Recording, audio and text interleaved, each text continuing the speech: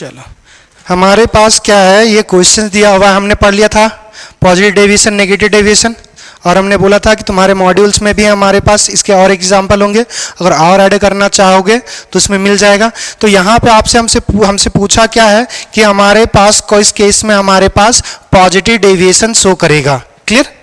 Positive deviation मतलब attraction कम होना चाहिए या ज्यादा? पॉजिटिव डेविएशन मतलब अट्रैक्शन ज्यादा या कम?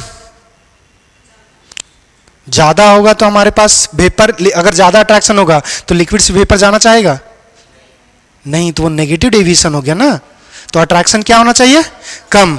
तो किस केस में अट्रैक्शन कम होगा? अब याद करोगे आइडियल के केस में हमने क्या बताया था कि आइडियल के केस में कब होगा? जब दोनों एक ही फंक्शनल ग्रुप वाला होगा।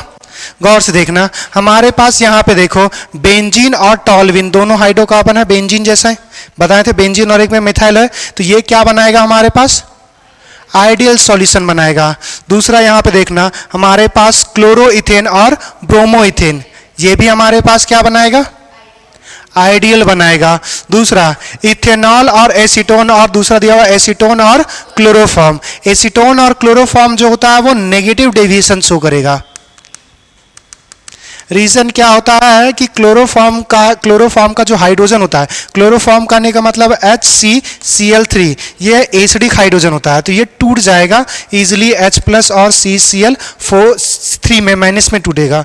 तो ये दूसरा मॉलिक्यूल्स पे पॉजिटिव, ये जो क्लोरो एसीटोन है ये कुछ ऐसा होगा CH3 C double bond O CH3, तो ये H+ इंट्रैक्ट कर जाएगा तो ये भी तोड़ देगा। तो ये इस केस में हमारे पास क्या हो जाता है? आयन डाइपोल इंट्रैक्शन हो जाता है, और आयन डाइपोल इंट्रैक्शन स्ट्रॉन्गर होगा।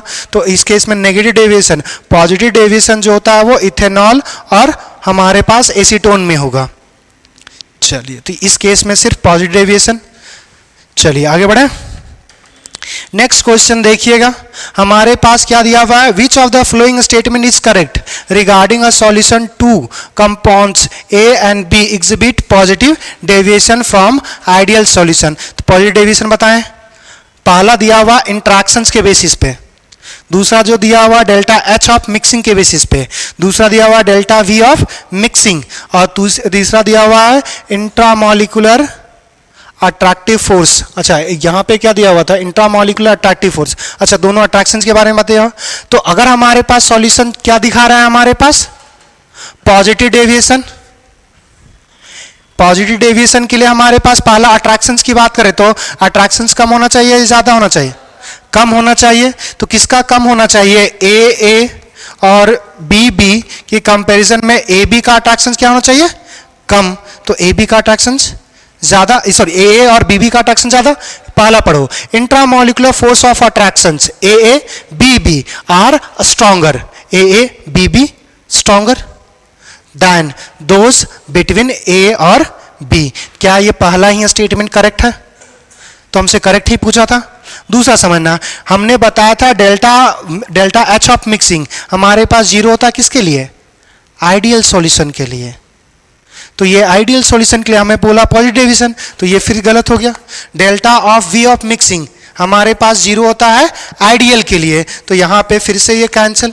दूसरा, वहाँ पे intramolecular force of attraction between AA BB are equal to those of A और B, तो अगर बराबर है तो कौन सा सॉल्यूशन फॉर्म करेगा? आइडियल। तो ये तीनों बातें किसके लिए लिखी हुई थी? आइडियल के लिए। एक ही बात हमारे पास दिया हुआ है पॉजिटिव डेविएशन के लिए। फर्स्ट पॉइंट, क्या बात समझ में आ गया? बढ़े आगे। देखो ये क्वेश्चन देखो तो क्या दिया हुआ है? In water saturated air of mole fraction of water vapour is 0.02 if total pressure of saturated air is 1.2 atm, the partial pressure of dry air is। समझ, पहले देखो क्वेश्चन समझना। हमारे पास क्या है कि यहां पे हमारे पास वाटर है, वाटर किस में है? हमारे पास लिक्विड फॉर्म में है। यहां से लिक्विड क्या हो जाएगा हमारे पास? धीरे धीरे हमारे पास वेपर में चेंज होगा। तो यहां पे हमारे पास क्या है कि वाटर जो है वो हमारे पास गैस के फॉर्म में है, और साथ में क्या दे दिया हुआ है? हमारे पास एयर है, यहां पे हवा है। अब हवा में बहुत कुछ हो सकता है, हवा तो नाइट्रोजन, हमारे पास oxygen, helium, neon, carbon dioxide सबसे बना होगा। तो वो एयर किससे बना हुआ, कोई लेना देना नहीं है। तो हमारे पास पहला देखो, in saturated air of mole fractions of water vapour is. तो इस केस में हमारे पास जो वाटर वेपर का जो मोल फ्रैक्शन है, तो अगर हम यहाँ पे y ऑफ H2O लिखेंगे वो 0.02 है, वही तो लिखा वाटर। देखो यहाँ पे मोल fraction of water vapour is 0.02, the total pressure of the saturated air is. तो यहां से हम बोल सकते हैं कि जो PS है वो कितना दिया, 1.2। हमारे पास नेक्स्ट क्या बोला है कि हमसे पूछा partial pressure of dry air is, कि यहां पे जो एयर होगा ये भी प्रेशर लगाएगा और ये भी प्रेशर लगाएगा। तो पार्शियल प्रेशर हमने बात किया था, टोटल प्रेशर और पार्शियल प्रेशर है, किसी एक के द्वारा जो लगाया जाएगा प्रेशर उसको क्या बोलेंगे, पार्शियल प्रेशर। अगर हमारे पास जो सबको ऐड कर देंगे तो टोटल प्रेशर हो जाएगा। तो ये जो प्रेशर ऑफ, जो हमारे पास प्रेशर होगा वो हमारे पास pressure of air, dry air, plus pressure of vapour होगा, प्रेशर ऑफ वाटर, वही चीज। तो यहां से हम लोग लिख सकते हैं कि प्रेशर जो सॉल्यूशन का होगा या प्रेशर जो टोटल होगा हमारे पास वो होगा प्रेशर ऑफ हमारे पास H2O, ये किस केस में, वेपर फेज में, प्लस हमारे पास प्रेशर ऑफ एयर होगा। अब यहां से देखो हमारे पास प्रेशर ऑफ वाटर जो हमारे पास लिखते हो, अच्छा यहां पे in water saturated air, air the mole fraction of water vapour is 0.2, ठीक है। तो यहां पे जो प्रेशर हमारे पास वाटर का वेपर फेज में प्रेशर कितना है हमारे पास, एक मिनट रुक जाना, टोटल जो दे दिया हुआ है 1.2 दे दिया हुआ है, और हमसे बोला क्या क्या और कुछ P0 का वैल्यू नहीं दिया हुआ है। In water saturated air the mole fraction of water vapour is 0.02, ठीक है। If the total pressure is solution is 1.2, ठीक है। अच्छा अच्छा ठीक है। अब यहाँ से याद करो कि एक हमने लॉ बताया था, Dalton law of partial pressure, उसमें बता दी, याद करो तुम लोग तीनों जा रहे थे 1000 रुपये लेके, तो एक का कंट्रीब्यूशन 1/3 था, तो हमने टोटल 3000 अगर हुआ तो 3000 इंटू 1/3 जब करते थे तो एक का कंट्रीब्यूशन आता था। तो अगर हमें प्रेशर जो दे दिया हुआ है, ये दे दिया हुआ है हमारे पास, सॉरी ये हमारे पास किसका है, कंट्रीब्यूशन जो मोल फ्रैक्शन दे दिया हुआ है वो वाटर का दे दिया हुआ है, ये हमारे पास टोटल प्रेशर है। तो अगर हम यहाँ से पार्शियल प्रेशर ऑफ वाटर अगर निकालना चाहेंगे, ये क्या आ जाएगा हमारे पास, टोटल प्रेशर या प्रेशर ऑफ सॉल्यूशन मान सकते हैं। हमारे पास इनटू मोल फ्रैक्शन जो आएगा ये हमारे पास वाटर का आ जाएगा, तो टोटल प्रेशर कितना 1.2, हमारे पास वाटर का मोल फ्रैक्शन कितना है 0.02। अब मल्टीप्लाई करोगे तो 12 2 जा 24, कितने डिजिट के बाद है, 3 डिजिट के बाद पॉइंट आएगा, तो ये 0.024 आ गया। इतना हमारे पास क्या आ गया, ATM। ये किसका आया, प्रेशर ऑफ वाटर। हमने बात किया था जो प्रेशर टोटल जो होगा वो प्रेशर ऑफ वेपर जो वाटर के द्वारा कितना लगाया जा रहा है प्लस एयर के द्वारा कितना लगाया जा रहा है। तो हमारे पास वाटर के द्वारा कितना लग रहा है 0.024 और प्रेशर ऑफ एयर नहीं मालूम है। तो यही तो पूछा था कि हमारे पास partial pressure of dry air कितना होगा, तो इसको इधर करेंगे। प्रेशर ऑफ एयर बराबर क्या लिख सकते हैं हमारे पास 1.2 माइनस 0.024।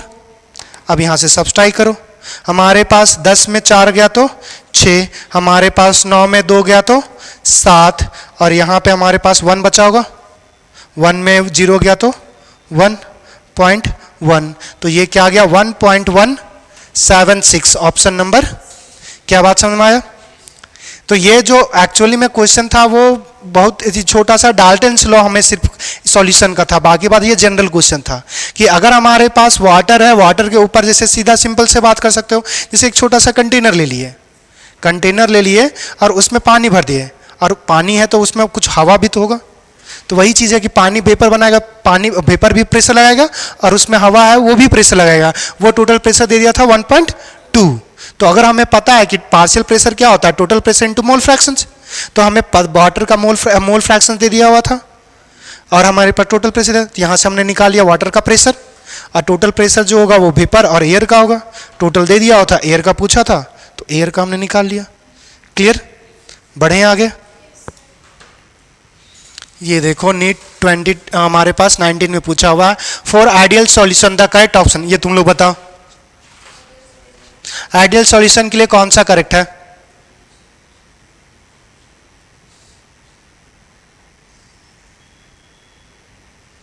कम से कम कॉपी भी तो खोल के देख सकते हो, हम ऐसा थोड़ी बोल रहे हैं।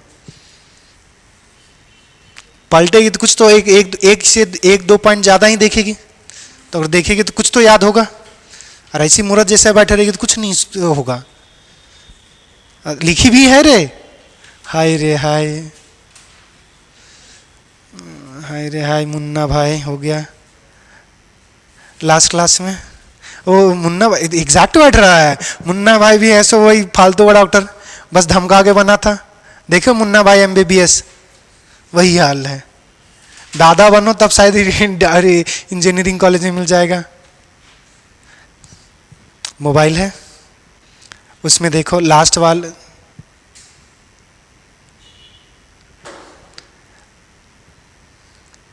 मॉड्यूल भी खोल के देख ले। ऑप्शन नंबर, ना अट्रैक्शन ना रिपल्सन, तो एनर्जी में कोई चेंजेस नहीं, तो डेल्टा एच हमारे पास क्या होगा, जीरो। डेल्टा एस जो होगा कोई भी सॉल्यूशन हो वो हमारे पास डेल्टा एस ऑफ मिक्सिंग क्या होता है, ग्रेटर देन जीरो। वॉल्यूम अगर आइडियल है तो उस केस में डेल्टा वी हमारे पास क्या आ जाएगा, जीरो। अगर हमारे पास डेल्टा जी है तो कोई भी हो, आइडियल हो नॉन आइडियल हो, डेल्टा जी का जो वैल्यू होगा वो हमारे पास लेस देन जीरो होगा, कोई भी सॉल्यूशन हो। और सिर्फ ये आइडियल के लिए हमारे पास जीरो होता है, और ये भी कोई भी solution delta S of mixing greater than zero. तो एक ही ऑप्शन था हमारे पास से डेल्टा, इसमें ना अट्रैक्शन ना रिपल्सन, जितना था उतना ही है, तो इस केस में हमारे पास डेल्टा एच ऑफ मिक्सिंग जो होता है वो जीरो होगा। बढ़े आगे, चलिए ये देखो। अच्छा ये तुमने एजियोट्रॉपिक हम नहीं पढ़ा है, आगे बताएंगे एजियोट्रॉपिक, उसके बाद ये क्वेश्चंस पे आएंगे। इस पे देखो आइडियल सॉल्यूशन के लिए कौन सा गलत है, अभी हम लोग बात किए, बस वही करना है। देखो ये वाला अभी अगर ना समझना तो बताएंगे क्या है, पहले तीन ऑप्शन देखो। ऑप्शन बी, ऑप्शन बी हमारे पास, अरे नहीं है यार, ऑप्शन डेल्टा यू जो लिखा हुआ है ना वो एनर्जी है, इसको बस कांस्टेंट वॉल्यूम पे मेजर किया गया है। एनर्जी को जब कांस्टेंट वॉल्यूम पे मेजर करते हो वो इंटरनल एनर्जी कहलाता है, जब कांस्टेंट प्रेशर पे करते हो इंथैल्पी कहते हो। तो ये कुछ नहीं है कि जो डेल्टा ई जो होगा ना, अगर हम लोग कांस्टेंट प्रेशर पे मेजर करेंगे तो उसको डेल्टा एच लिख देते हैं। हीट को अगर कांस्टेंट प्रेशर पे मेजर करेंगे तो डेल्टा एच, अगर हमारे पास कांस्टेंट वॉल्यूम पे अगर हीट को मेजर करेंगे तो उसको बोल देंगे डेल्टा यू। तो हीट हमारे पास आइडियल के केस में क्या होता है, जीरो, तो ये delta U is equal to zero. D, ये अभी हम लोग कुछ देर पहले ही बात किए ना कि हमारे पास जो होगा वो हमेशा कोई भी सॉल्यूशन हो क्या होगा, लेस देन जीरो, चाहे आइडियल हो नॉन आइडियल हो उससे कोई लेना देना नहीं है। तो ये हमारे पास क्या था, आइडियल सॉल्यूशन के पूछा, नॉन आइडियल पूछता तब भी हमारे पास यही होता। तो ये डेल्टा जी का वैल्यू जीरो किसी के लिए भी नहीं होता। क्लियर, बढ़े आगे। नेक्स्ट क्वेश्चन देखना, which of the following statement about the composition of the vapor over ideal 1:1 and ideal 1:1 molar mixture of benzene and toluene is correct, assuming the temperature is 25 degree Celsius, the vapor pressure of data 20, benzene का इतना दे दिया हुआ, toluene का, ठीक है। यहां से देखो हमारे पास 1:1 मोलर मिक्सचर दे दिया हुआ बेंजीन और टॉल्यूइन, मतलब अगर 5 बेंजीन का ले रहे हैं तो हमारे पास 5 टॉल्यूइन का भी ले लेंगे। 1:1 वही हो गया कि जितना लोगे पहले का दूसरे का भी सेम ही। तो अगर दोनों का मोल हमारे पास करने का मतलब दोनों को बराबर अगर लोगे तो उस केस में हमारे पास दे दिया हुआ है, ठीक है, ये और क्या दे दिया हुआ है, ठीक है, विच ऑफ द फ्लोइंग हमारे पास वेपर प्रेशर हाई, क्या the vapour will contain higher percentage of benzene, the vapor will contain higher percentage of toluene, the vapor is contain equal amount of benzene and toluene are not enough information। देखो एक यहाँ पे हमारे पास YA और YB पढ़े थे, क्या होता था YA और YB, XA और XB क्या था, मोल फ्रैक्शन, किस स्टेज में, दो ही तो स्टेज है, या तो लिक्विड होगा या तो वेपर होगा। किसमें था? लिक्विड। वाई ए और वाई बी लिक्विड वेपर, तो ये वेपर फेज में पूछा, वेपर फेज में वाई ए और वाई बी बोल दिया। अब यहां से पूछा क्या है कि अगर 1:1 मोलर मिक्सर मिलाएंगे लिक्विड ए और बेंजीन और टोल्यूइन का, तो अब हमको से पूछा है कि वेपर फेज में, जो वेपर फेज में होगा वो किसका अमाउंट ज्यादा होगा, बेंजीन का ज्यादा अमाउंट होगा या हमारे पास टोल्यूइन का। तो यहां पे वही लिखा, vapour will contain higher percentage of benzene, vapour will contain higher percentage of toluene, और vapour will contain equal amount of benzene और टोल्यूइन। और तीसरा लिखा हुआ कि इंफॉर्मेशन जो दिया हुआ वो हमारे पास काफी ही नहीं है कंपेयर करने के लिए। तो यहां से देखो क्या हमने फॉर्मूला पढ़ा है, वाई ए बाय वाई बी, वाई ए बाय वाई बी, बता क्या पढ़ी है? अरे देख के तो बता ना। P nought A into X A divide by P nought A into X B. अब यहां से देखो ए हम मान लेंगे, देखो ए हम मान लेंगे बेंजीन को, ए हम मान लेते हैं बेंजीन को, सॉरी बेंजीन को हमने ए कंसीडर कर लिया और दूसरा टोल्यूइन को हमने बी कंसीडर कर लिया। तो अगर ये 1/1 आ जाएगा तो दोनों का इक्वल अमाउंट वेपर फेज में। अगर हमारे पास वाई ए ऊपर वाला नंबर ज्यादा आ जाएगा मतलब बेंजीन ज्यादा, नीचे वाला अगर ज्यादा आ जाएगा तो टोल्यूइन ज्यादा। क्या बात समझ में आया? क्या फॉर्मूले में पुट करके आंसर ला सकते हो? अब इसके लिए क्या होना चाहिए, पी नॉट ए और पी नॉट, हमारे सॉरी दोनों ए ही लिख दिए, पी नॉट ए और पी नॉट बी मालूम हो चाहिए। देखो ये वही तो दिया हुआ है, ये हमारे पास पी नॉट ए का दिया हुआ है, ये हमारे पास पी नॉट बी दिया हुआ है।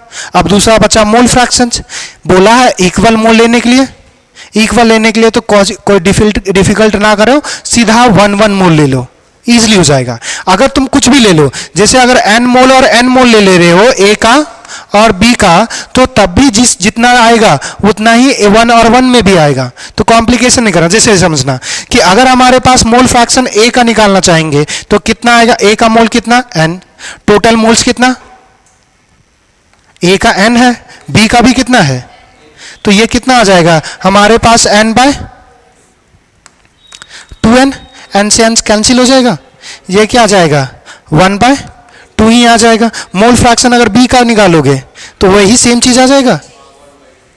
अब दूसरा समझना, अगर 1:1 ही ले लेते तो 1 प्लस डिवाइड बाय 1 + 1 क्या आ गया 1/2। बात समझ में आया? तो कुछ भी ले लो, जब भी अगर इक्वल मोलर बोला हुआ है तो दोनों का अमाउंट 1:1 लेना, सीधा सिंपल, कोई दिमाग नहीं लगाना है ताकि कैलकुलेशन इजी हो जाए। तो पता चल गया मोल फ्रैक्शन ए और बी का कितना है 1/2। सॉल्व करके बताओ कितना आया, कर सकते हो ना, करो फिर।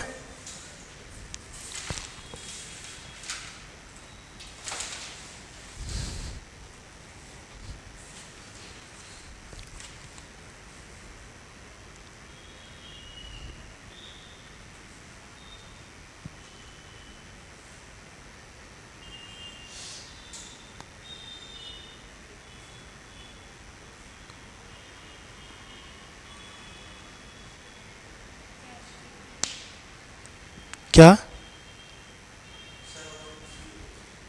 ऑप्शन सी कितना आया, Y A Y by Y B का वैल्यू 1/1, तो इक्वल मोलर आ गया, बहुत अच्छा। इक्वल मोलर तो नहीं आना चाहिए बालक, ऐसे दिख रहा है कि हमको, कैसे बना दिया तुरे, दिखा तो, ये ठीक है। P nought A by P not be, P nought ए कितना है रे 12.8, पी नॉट बी कितना है 3.85। इतना दिमाग, इतना ज्यादा अगर दिमाग तेज हो जाएगा तो फिर तो मेट्रो को पीछे कर देगा। तो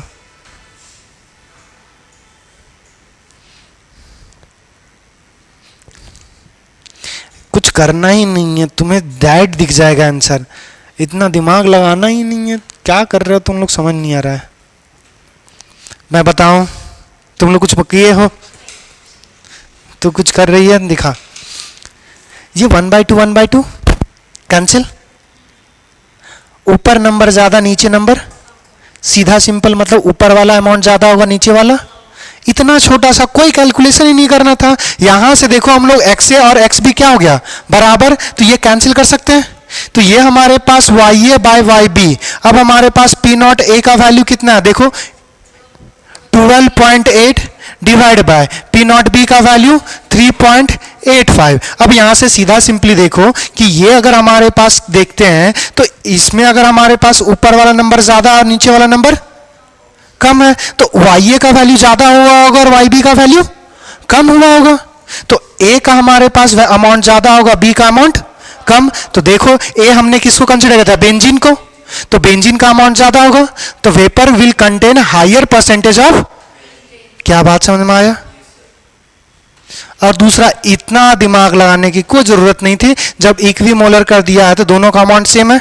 अब यहां से समझो, जो जिसका वेपर प्रेशर ज्यादा होगा वो ज्यादा वोलेटाइल, जिसका प्रेशर कम होगा वो लेस वोलेटाइल। तो अगर जो हमारे पास जितना ज्यादा वेपर प्रेशर होगा उसका वो जल्दी वेपर में चेंज हो जाएगा। दोनों को देखो तो बेंजीन का वेपर प्रेशर ज्यादा है और टॉल्यूइन का कम है, तो बेंजीन वाला तुरंत निकल जाएगा, तो बेंजीन का अमाउंट भी ज्यादा। ये तभी होगा, ये तब डाइट कर देंगे जब अमाउंट दोनों का सेम है।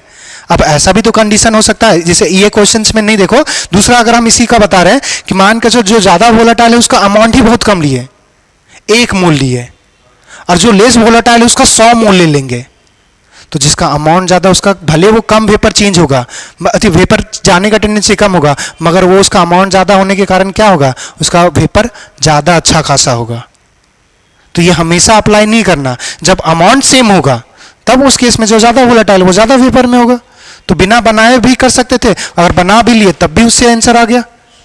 बात समझ में कि YA का हमारे पास यहां से बोल सकते हैं कि ये हमारे पास YA ज्यादा होगा, YB कम, यही तो आया। तो अगर YA ज्यादा है तो YA क्या था, बेंजीन था हमारे पास, तो बेंजीन हमारे पास ज्यादा होगा as compare to toluene. Clear? बढ़े आगे, सब कुछ ठीक?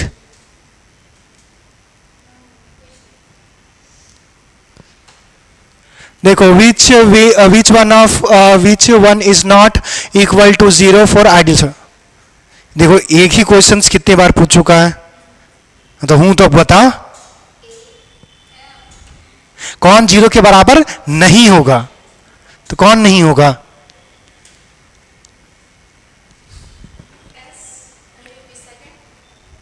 यही आइडियल हो, नॉन आइडियल हो, कोई भी हो, डेल्टा S ग्रेटर देन 0। बोले थे कि 1 लीटर जब दोनों को मिलाओगे तो अमाउंट तो बढ़ेगा, अमाउंट बढ़ा तो एंट्रोपी बढ़ेगा। अभी बोली ग्रेटर देन 0, बोल रहे लेस देन 0। आइडियल के लिए ये 0 होता है, ये 0 होगा। अब ये क्या था कि ऑब्जर्व और रॉड्स लॉ से, मतलब हमारे पास जो कैलकुलेट करेंगे और ऑब्जर्व करेंगे वो दोनों सेम होगा, इंट्रैक्शन सेम है, यही चीज आता है। आगे बढ़े। अच्छा, खत्म हो गया क्या हमारे पास? चलो, अब हमारे पास क्या है, अब हम लोग समझेंगे। ठीक था, यहां तक कंप्लीट। नेक्स्ट अब हमारे पास क्वेश्चंस है। क्वेश्चंस क्या है आगे पढ़ना है, एजियोटॉपिक मिक्सचर। अच्छा, उसके बाद फ्रैक्शनल डिस्टिलेशन भी तो तुम लोग को बताना है। एक बार तुम लोग का मॉड्यूल देना, तो अगर होगा तो बताएंगे।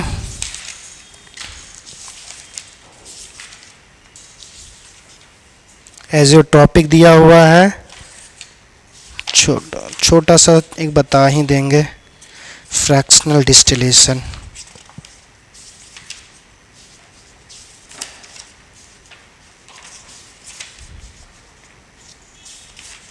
एंटी फ्रीजिंग, चलो नहीं है, फिर भी 2-3 पॉइंट समझना। एक होता है हमारे पास फ्रैक्शनल डिस्टिलेशन। फ्रैक्शनल डिस्टिलेशन क्या होता है पता है? फ्रैक्शनल डिस्टिलेशन तुमने ऐसो पढ़ा होगा सेपरेशन मेथड, उसमें ऐसो फ्रैक्शनल डिस्टिलेशन पढ़ा होगा सबसे पहली बार, कुछ याद? चलो देखो यहां से, फ्रैक्शनल डिस्टिलेशन क्या होता है कि जब हमारे पास बॉइलिंग पॉइंट में डिफरेंस होगा तो हमारे पास एक लिक्विड से दूसरे लिक्विड को चेंज कर सकते हैं, सेपरेट कर सकते हैं। सेपरेशन मेथड पढ़ा है ना, जैसे ऑयल पानी वाला जो स्टॉप करते थे वैसी, तो सेम चीज है फ्रैक्शनल डिस्टिलेशन। 2 लिक्विड को मिक्स किए, अब 2 लिक्विड को हम क्या करना चाह रहे हैं, अलग करना चाह रहे हैं। तो अलग करना चाह रहे हैं, तो जब हम अगर अलग करेंगे तो एक मेथड होता है जिसको बोलते हैं फ्रैक्शनल डिस्टिलेशन। फ्रैक्शनल डिस्टिलेशन क्या होता है कि जब 2 लिक्विड का बॉइलिंग टेम्परेचर डिफरेंट हो, तो उस केस में उस हम फ्रैक्शनल डिस्टिलेशन की मदद से हम लोग ऐसो उसको सेपरेट कर सकते हैं। तो फ्रैक्शनल डिस्टिलेशन में करते क्या है कि जैसे मान के चलो दो लिक्विड है, दो लिक्विड का वेपर प्रेशर अलग अलग, बॉइलिंग पॉइंट अलग अलग है। तो अगर हमारे पास किसी एक पार्टिकुलर पॉइंट टेम्परेचर पे अगर देखेंगे तो एक का जो ज़्यादा वोलेटाइल होगा उसका ज़्यादा वेपर बनेगा, जो लेस वोलेटाइल होगा उसका कम बनेगा। तो जो वेपर बनेगा उसको कंडेंस कर लेंगे, फिर पानी बनाए, फिर पानी बनाएंगे तो फिर से क्या होगा कि जो ज़्यादा वोलेटाइल होगा उसका फिर और बढ़ेगा, जो कम वोलेटाइल होगा उसका और कम बनेगा, फिर से वेपर बनेगा, फिर से कंडेंस करेंगे। इस तरह करते करते जाएंगे तो एक ऐसा टाइम आएगा जब हमारे पास नॉन वोलेटाइल वाला बहुत कम होगा या ना होगा। तो ना होगा तो बचा क्या, सिर्फ वोलेटाइल वाला, तो एक को सेपरेट कर दिए। तो यही है हमारे पास फ्रैक्शनल डिस्टिलेशन। क्या बात समझ में आया? चलिए,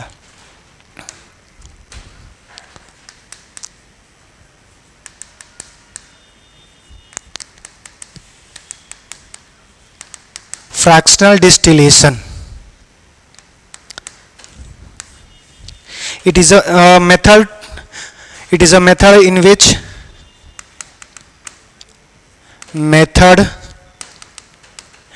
which we separate two liquid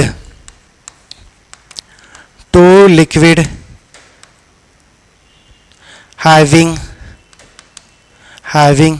different boiling point,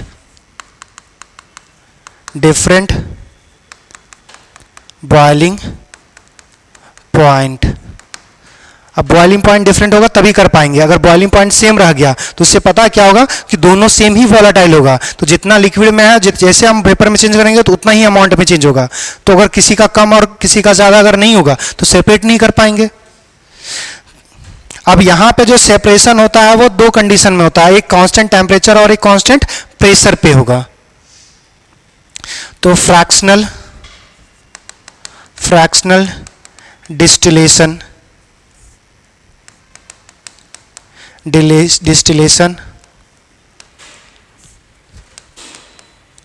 occur at two types. हमारे पास जो पहला होगा वो हम पढ़ेंगे कांस्टेंट टेम्परेचर पे, कांस्टेंट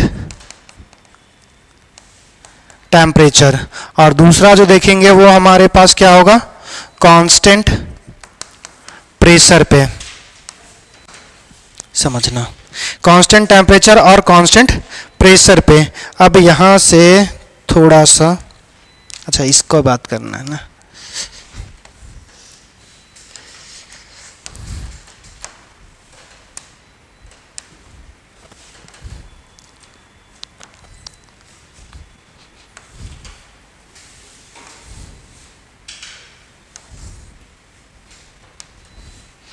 चलो देखो, इसमें हमारे पास कांस्टेंट टेम्परेचर पे बात करेंगे तो हमारे पास क्या होगा, अगर हम यहाँ से P0 A ज़्यादा कंसिडर कर रहे हैं और हम P0 B कम कंसिडर कर रहे हैं, मतलब वोलेटाइल कौन, A और B में, बहुत अच्छे, ज़्यादा वेपर प्रेशर मतलब ज़्यादा वोलेटाइल, तो बॉइलिंग पॉइंट कम, बहुत अच्छे।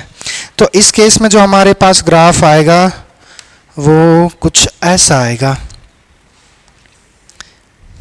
एक ये और दूसरा जो हमारे पास होगा वो ये जो ऊपर वाला है वो लिक्विड के लिए है, ये हमारे पास किसके लिए है, लिक्विड के लिए, और नीचे वाला जो है वो लाइन होता है हमारे पास वेपर के लिए।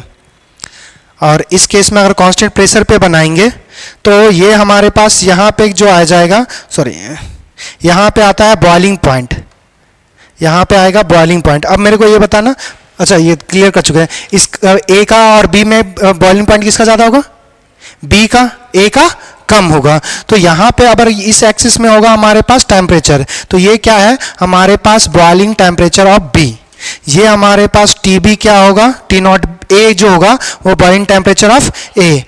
ये इस केस में ये ऐसा कर्व आता है, ऊपर वाला जो होगा वो हमारे पास होगा वेपर के लिए, वेपर फेज के लिए, और नीचे वाला जो होता है वो लिक्विड फेज के लिए। कैसे याद रखेंगे वो समझना, सबसे पहले इस पे आते हैं। अब हमारे पास देखो ये एक्सिस किसका है, प्रेशर का, और यहां पे जो होगा वो मोल फ्रैक्शन है। इस केस में हमारे पास मोल फ्रैक्शन है,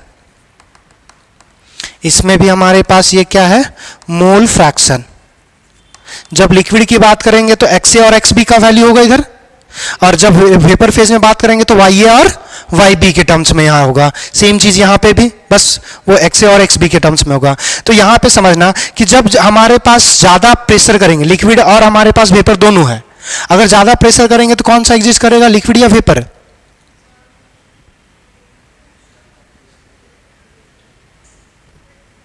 अरे बोलना, एक तो बोलेगी तो या तो गलत होगा, ऐसे ही होगा, वेपर होगा। अब समझना, अब तुम लोग कुछ बोलना, वेपर या लिक्विड है?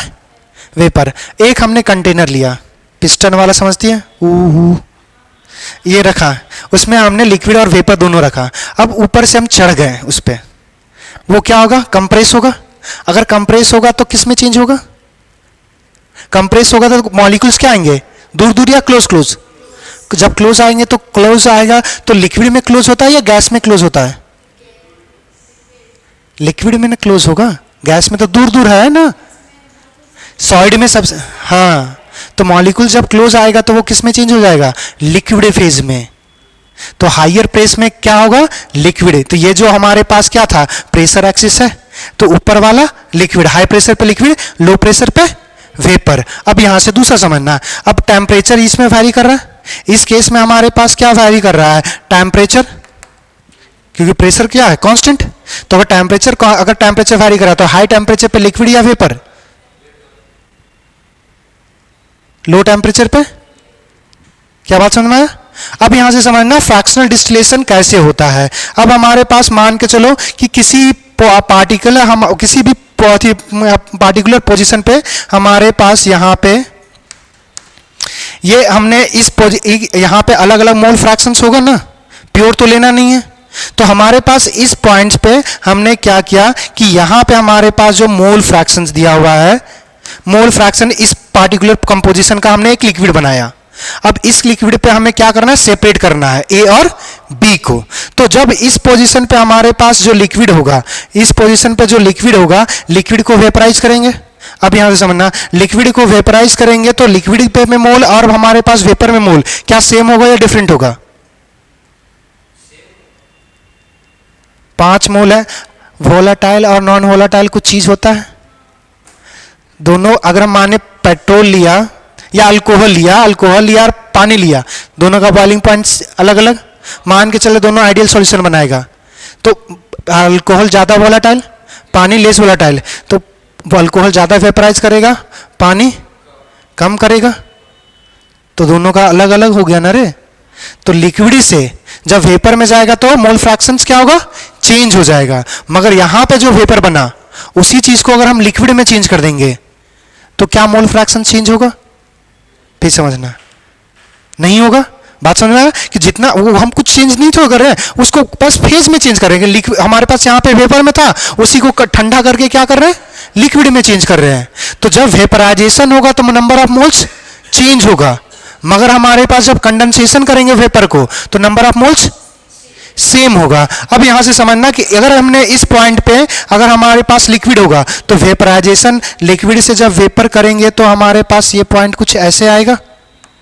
क्यों ऐसे आएगा समझना, ए और बी में हमारे पास ज्यादा वोलेटाइल कौन था, ए ज्यादा वोलेटाइल था, तो ए का वेपर प्रेशर, ए का ज्यादा वेपर क्रिएट होगा, बी का कम। तो ये जो वेपर जो हमारे पास ए का अमाउंट है, इधर हमारे पास क्या है, यहां पे अगर हम देखें तो ये हमारे पास एक्स ए बराबर 1, ये प्योर ए है इधर, और यहां पे हमारे पास एक्स बी बराबर 1।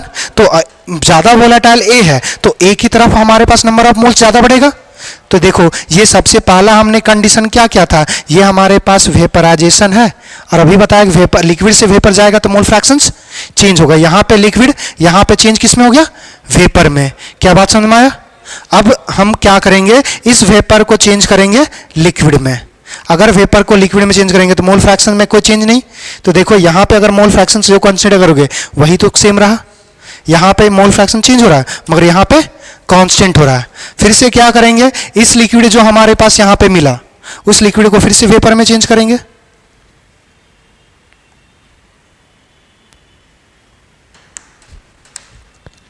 इसमें चेंज करते हैं येलो में। यहाँ पे जो लिक्विड होगा उसको हम लोग फिर से वेपर में चेंज करेंगे, फिर हमारे पास क्या होगा, फिर से इसको कंडेंसेट करेंगे, फिर से इसको मिल करेंगे, तो यहाँ पे मिल जाएगा। तो यहाँ पे जब जैसे यहाँ पे आएगा तो यहाँ पे क्या एक्चुअली मिलेगा, हमारे पास प्योर ए। तो हमारे पास क्या कर लिए, दो लिक्विड था, लिक्विड से हमने क्या किया, सेपरेट किया। अच्छा क्या लिखे थे, it is a method which we separate two liquid having different boiling point. ठीक है, वही चीज है। तो हमने क्या किया कि एक सॉल्यूशन था ए और बी का, हमने ऐसो गर्म किया, फिर ठंडा किया, मतलब वेपराइजेशन किया, फिर कंडेंसेशन किया, और हमारे पास क्या हो गया, ये बार बार रिपीट करते जाएंगे तो हमारे पास क्या हो जाएगा, एक प्योर मिल जाएगा, अलग कर सकते हैं। दूसरा इस केस में आना, हमारे पास इस पॉइंट पे क्या लेते हैं, लिक्विड ले रहे हैं। अच्छा कुछ ज्यादा है, दूर तक है। इस पॉइंट पे अगर हमारे पास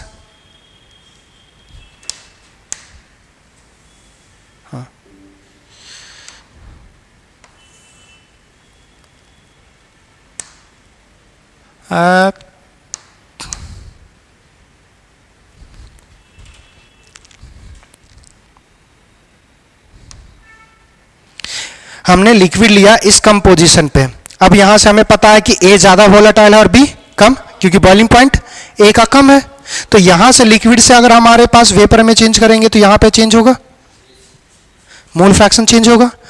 मगर फिर जब वेपर से हम लिक्विड में चेंज करेंगे तो मोल फ्रैक्शन में कोई चेंजेस नहीं आएगा। तो अगर फिर हमारे पास वेपर से यहां पे जो लिक्विड होगा, लिक्विड को वेपर करेंगे तो प्योर मिल जाएगा। तो यही है तरीका फ्रैक्शनल डिस्टिलेशन। और ये जितना बॉइलिंग पॉइंट में डिफरेंस होगा उतना ज़्यादा अच्छा मेथड होगा। और बॉइलिंग पॉइंट में अगर हमारे पास डिफरेंस कम है तो बार बार करना पड़ेगा, क्योंकि लिक्विड से वेपर जाएगा तो उसमें अच्छा खासा ए और बी का भी जाएगा। मगर अगर हमारे पास बॉइलिंग पॉइंट डिफरेंट है, मतलब वेपर प्रेशर बहुत ज़्यादा डिफरेंट होगा, तो वो बहुत ज़्यादा डिफरेंट होगा तो एक बहुत ज़्यादा वोलेटाइल और एक बहुत कम, तो उसका अमाउंट ही वेपर में कम जाएगा। तो जितना ज़्यादा बॉइलिंग पॉइंट में डिफरेंस उतना बेहतर फ्रैक्शनल डिस्टिलेशन होगा। अगर क्लोज है तो फ्रैक्शनल डिस्टिलेशन इफेक्टिव नहीं होगा, उसमें नंबर ऑफ स्टेप जो होगा ना वो बहुत ज़्यादा होगा, वो लगभग 10 20 30 में हमारे पास प्योर मिल जाएगा। जब अगर हमारे पास बॉइलिंग डिफरेंस, जितना ज़्यादा डिफरेंस होगा ना उतने कम स्टेप में होगा, और जितना ज़्यादा क्लोज होगा उतना ज़्यादा स्टेप होगा। तो क्लोज के लिए फ्रैक्शनल डिस्टिलेशन नहीं यूज़ करते हैं। क्लियर इतनी बात है? चलिए बनाओगे तो फिर लिखो।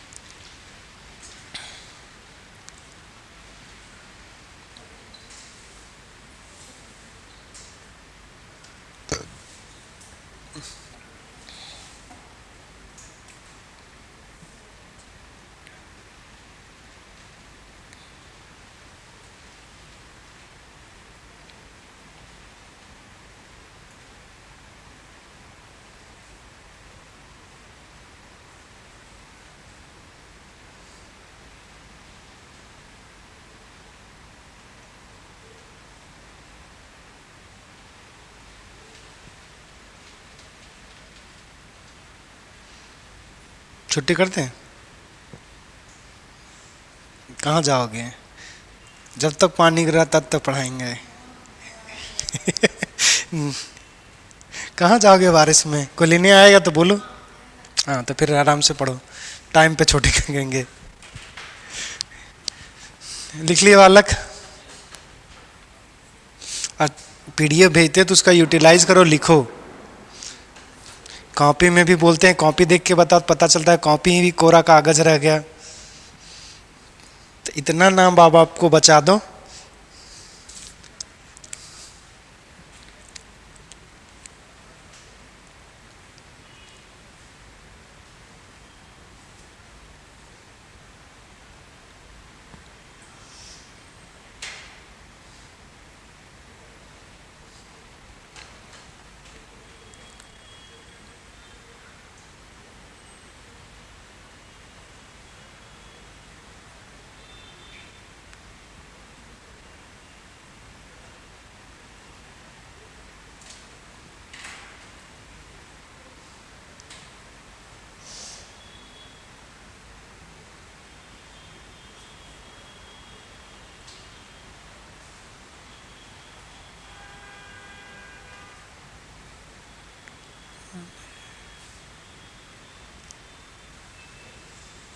हो गया। तुमको क्या हो गया? चलो नेक्स्ट अब हम लोग समझेंगे एजियोटॉपिक मिक्सचर। एजियोटॉपिक मिक्सचर क्या होता है वो समझना। इससे पहले थोड़ा सा एक कॉन्टेक्स्ट दे देते हैं। इलेक्ट्रिशियन के शॉप गए हो, इलेक्ट्रिशियन का कभी जाओगे तो उसके पास सोल्डिंग वायर होगा वाइट कलर का। तो वो ऐसो एक रॉड रखता है, आयरन रॉड बोल जनरली यूज़ करते हैं। तो उस पर वायर चिपकाता है, मेल्ट करता है, उससे सोल्डिंग करता है। तो इस वेल्ड करने के बाद वो सॉलिड होता है, मगर वो जब चिपकाता है तो वो तुरंत हो जाता है। मगर उस पर अगर तुम जितना गर्म हो रहा है उस पर तुम पेपर भी रख दोगे ना तो हो सकता है पेपर भी ना जले। इतना ज़्यादा भी गर्म नहीं होता कि पेपर रख दो पेपर जल जाएगा। अगर इनफ होगा तो मतलब रेड नहीं होगा। या तो सिंपली समझोगे, ऐसा समझ सकते हो कि अगर उसी वायर की जगह हम कॉपर का वायर ले लें या आयरन का वायर ले तो वो तो पक्का मेल्ट नहीं होने वाला, चाहे इनफ वो रेड काहे नहीं हो जाए, मेल्ट डाउन तो नहीं होगा। तो ये क्या है कि उसमें कुछ ऐसा ऐसा हमने कंपोजिशन लिया होगा कि जो मेटल का एक्चुअल बॉइलिंग पॉइंट होगा, मेल्टिंग पॉइंट होगा, उससे वो लोअर में मेल्ट कर रहा हो। तो सॉल्यूशन दो तरीका सॉल्यूशन होता है, एक आइडियल और एक नॉन आइडियल। नॉन आइडियल में क्या हो सकता है कि जब दो सॉल्यूशन को मिलाएंगे तो नॉन आइडियल जब बनेगा तो उस केस में दो कंडीशन होता है, एक पॉजिटिव डेविएशन और एक नेगेटिव डेविएशन। अगर पॉजिटिव डेविएशन है तो मतलब हमारे पास वेपर प्रेशर जितना होना चाहिए था उससे पॉजिटिव डेविएशन कब होगा? अट्रैक्शन कम या ज़्यादा? कम। तो कम होगा तो प्रेशर क्या होगा? ज़्यादा होगा ना। तो जितना होना चाहिए था उससे ज़्यादा। अगर वेपर प्रेशर ज़्यादा है तो बॉइलिंग पॉइंट कम। बात समझ में आया? तो अगर हमारे पास जो होगा, अगर हमारे पास पॉजिटिव डेविएशन है तो उस केस में वेपर प्रेशर ज़्यादा होगा, दोनों से भी ज़्यादा, पी नॉट ए और पी नॉट बी से भी ज़्यादा। अगर दोनों से ज़्यादा, अगर दोनों से वेपर प्रेशर ज़्यादा है तो बॉइलिंग पॉइंट दोनों से कम होगा। तो जब पॉजिटिव डेविएशन होगा तो बॉइलिंग पॉइंट क्या हो जाता है? कम हो जाता है। दूसरा, जब नेगेटिव डेविएशन होगा तो उस केस में क्या होता था? प्रेशर पे बात करेंगे पहले। बॉइलिंग पॉइंट क्या, वेपर प्रेशर क्या होगा? कम, दोनों से कम, पी नॉट ए और पी नॉट बी से दोनों से कम होगा। अगर दोनों से कम होगा तो हमारे पास अगर प्रेशर कम है तो बॉइलिंग पॉइंट क्या होगा? ज़्यादा होगा, वो दोनों से ज़्यादा होगा। तो हम दो तरीके से सॉल्यूशन बना सकते हैं। एक ऐसा सॉल्यूशन बना सकते हैं अगर हमारे पास एक का 100 डिग्री सेल्सियस पे बॉईल कर रहा है, एक का 200 डिग्री पे बॉईल कर रहा है, तो हम एक ऐसा सॉल्यूशन बना सकते हैं जिसमें हमारे पास वो 200 से 100 और 200 से, मतलब जो 100 और 200 से ज़्यादा पे बॉईल करे, मतलब 200 से भी ज़्यादा पे बॉईल करे। और दूसरा हम ऐसा सॉल्यूशन भी बना सकते हैं जो 100 से नीचे भी बॉईल करे। तो हमारे पास एक ऐसा जिसमें बॉइलिंग पॉइंट भी कम होगा और एक बॉइलिंग पॉइंट ज़्यादा, दोनों बना सकते हैं। किस केस में हमारे पास ज़्यादा वाला बनेगा? पॉजिटिव डेविएशन या नेगेटिव डेविएशन? हाँ, अगर ज़्यादा बॉइलिंग पॉइंट करना है तो किस केस में होगा? नेगेटिव। उल्टा कर रहा है। अगर हमारे पास प्रेशर, अगर बॉइलिंग टेम्परेचर बढ़ाना है तो वेपर प्रेशर क्या करना पड़ेगा, कम करना पड़ेगा। कम किस में होता है, नेगेटिव डेविएशन में। अगर हमारे पास बॉइलिंग पॉइंट हमेशा कम, अगर हमारे पास बॉइलिंग पॉइंट ज़्यादा करना है, हम पहले वाला किस में एग्जाम्पल था, जिसमें भी था, फिर से शुरू करते हैं। अगर हमारे पास बॉइलिंग टेम्परेचर ज़्यादा करना है तो वेपर प्रेशर कम, वेपर प्रेशर कम किस में होगा, नेगेटिव डेविएशन में। अगर हमारे पास बॉइलिंग टेम्परेचर अगर हमें कम रखना है तो वेपर प्रेशर क्या करना पड़ेगा, ज़्यादा। वेपर प्रेशर ज़्यादा कब होगा, पॉजिटिव। यही दो चीज़ है। तो हमारे पास अब समझेंगे पहले एजियोट्रॉपिक मिक्सर। एजियोट्रॉपिक मिक्सर क्या होता है कि अभी अगर हम आइडियल वाले सॉल्यूशन की देखें, आइडियल वाले में अगर हम देखेंगे तो आइडियल में किसी भी पोर्शन पे जो होगा ना, वो लिक्विड और वेपर का मोल फ्रैक्शन अलग अलग होगा। जैसे लिक्विड से वेपर में चेंज करें तो मोल फ्रैक्शन हमेशा चेंज होगा, अभी हम लोग समझे थे। तो हमारे पास एक ऐसा सॉल्यूशन जो हमारे पास लिक्विड से लिक्विड में जो मोल फ्रैक्शन है और वेपर में मोल फ्रैक्शन दोनों जगह सेम हो, उसी को बोलते हैं एजियोट्रॉपिक मिक्सर। और ये जो कर्व बनाए वो आइडियल सॉल्यूशन के लिए है, और नॉन आइडियल होगा तो ये ऐसा कर्व बनेगा ही नहीं। अगर ऐसा कर्व नहीं बनेगा तो लिक्विड और वेपर कहीं पे कट करेगा और कहीं पे कट करेगा, तो वो हमारे पास दोनों का मोल फ्रैक्शन सेम ही हो जाएगा। बात समझ में आया? तो कर्व तुम लोगों को नहीं पढ़ना, सीधा समझना है एजियोट्रॉपिक मिक्सर। एजियोट्रॉपिक मिक्सर अगर बार समझना चाहोगे तो हम बना सकते हैं, मगर अगर नहीं समझना चाहते तो यहीं से पकड़ सकते हैं। मतलब चुल शांत नहीं हुआ, पर्दा उठा के देखना है अंधेरा हुआ है कि नहीं हुआ है, हरामी है। अब यहां से एजियोट्रॉपिक मिक्सर क्या है, ऐसा मिक्सर जिसका मोल फ्रैक्शन जितना लिक्विड में होगा उतना ही वेपर में। Clear?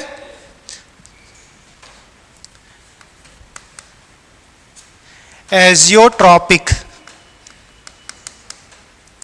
Mixer are those non ideal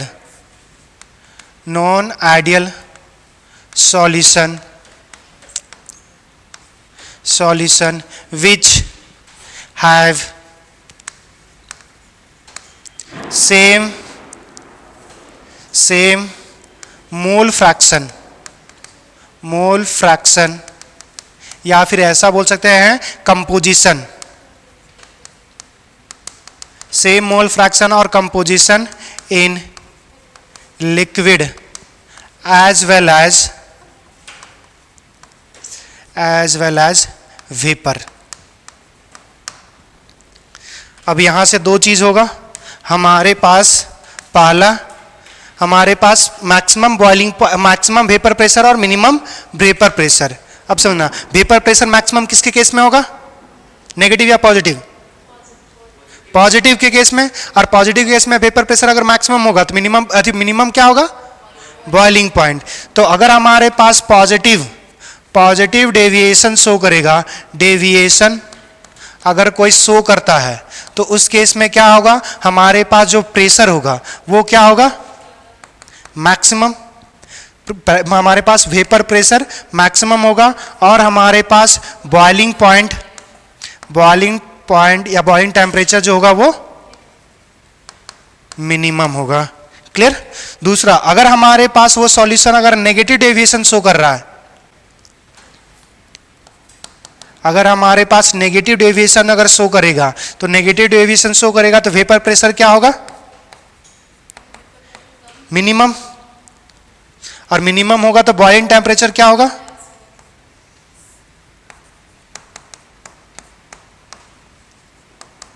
इतना ही छोटा सा बात है।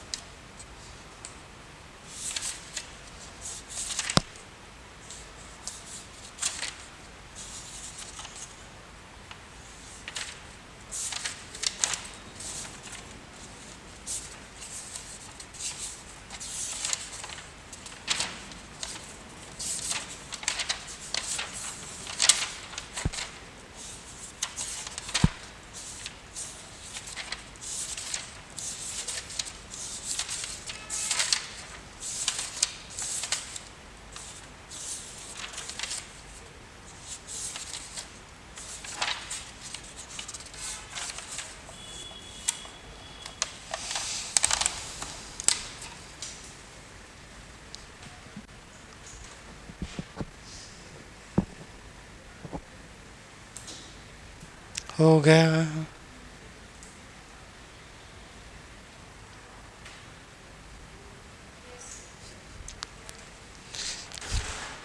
अब चलो, एक क्वेश्चन था एजियोटॉपिक मिक्सर का, हमसे पूछा था आइडियल सॉल्यूशन। हाँ देखो, हमारे पास क्या पूछा है, the mixer that form maximum boiling point, boiling azeotropic, maximum boiling अगर बोला हुआ है तो अगर बॉइलिंग पॉइंट अगर मैक्सिमम होगा तो हमारे पास वेपर प्रेशर हमारे पास ज़्यादा होगा रे, हमारे पास वेपर प्रेशर जो होगा वो हमारे पास मिनिमम होगा। और वेपर प्रेशर मिनिमम कब होता है,